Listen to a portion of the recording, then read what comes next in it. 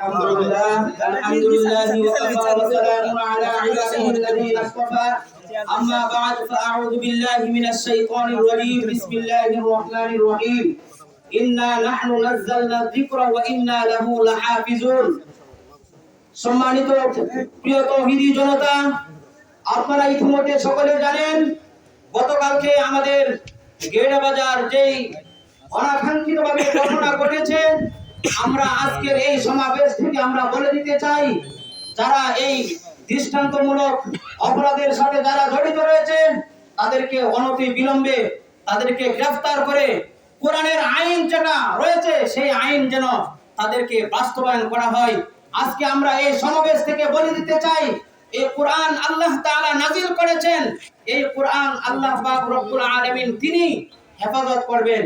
আমরা যতই এর পিছনে ছিনিবিনি খেলি, কেউ এই দেশে টিকে থাকতে পারে নাই, বিগত দিনে টিকে থাকতে পারে নাই, এখনো পারবেন না।